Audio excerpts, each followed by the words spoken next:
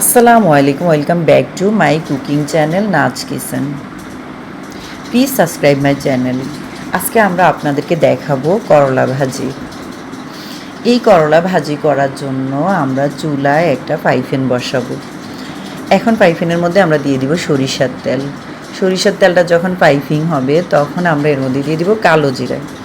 কালো জিরাটা যখন একটু ভাজা হবে তখন আমরা এর মধ্যে দিয়ে দিব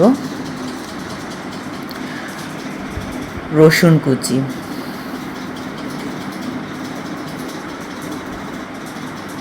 এই রসুন কুচিটা করলা ভাজির মধ্যে দিলে ভাজিটা খেতে টেস্ট হয়। রসুনের গুণাবলী অনেক বেশি, রসুন শরীরের জন্য অনেক ভালো।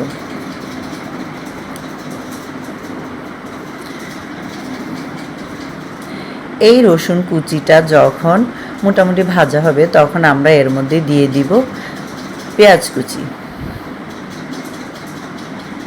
এখানে আমরা 2টা পেঁয়াজ কুচি নিয়েছি।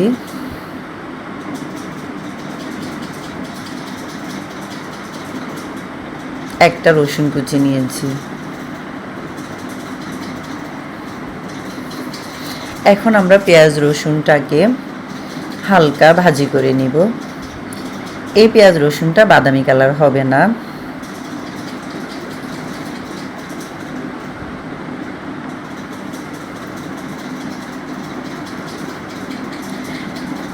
এই পেঁয়াজ রসুনটা যখন মোটামুটি ভাজি হবে তখন আমরা এর মধ্যে দিয়ে দিব আগে থেকে ধুয়ে কেটে পরিষ্কার করে রাখা করলা কুচি, আলু কুচি।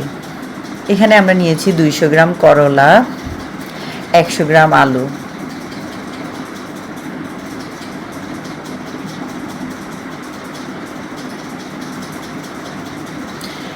এই করলাটা আমরা ধুয়ে পানির মধ্যে বেশিক্ষণ ভিজিয়ে রাখবো না, তাহলে করলাটা তেতো হয়ে যাবে।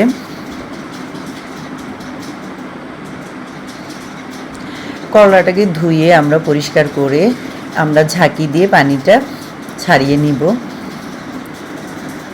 তাহলে করলা ভাজিটা করার সময় পানি উঠবে না। করলার ভাজিটা একদম সবুজ সবুজ হবে, তেতো হবে না, খেতে ভালো লাগবে।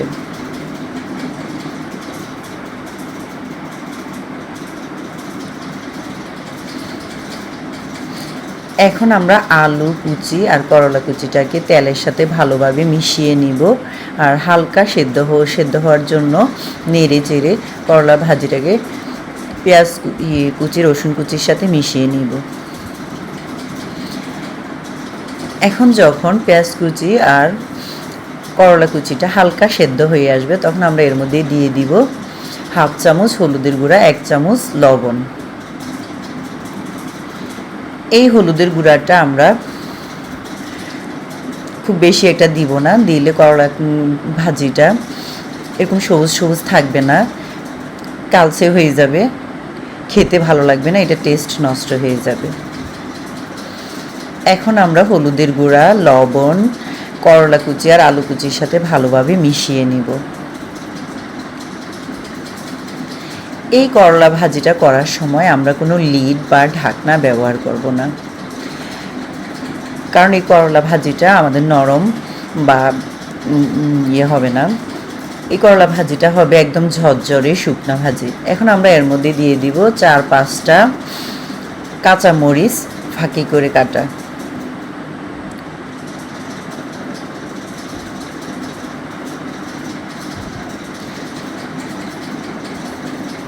এই করলা ভাজিটা আমরা অনবরত নাড়ার মধ্যে রাখবো, করলা ভাজিটা যেন পাইফেনের সাথে লেগে না যায়। করলা ভাজিটা একদম ভুনা ভুনা হবে, শুকনা শুকনা হবে। এই শুকনা শুকনা ভুনা ভুনা করলা ভাজিটা খেতে অনেক টেস্ট, গরম ভাজির সাথে খেতে অসাধারণ।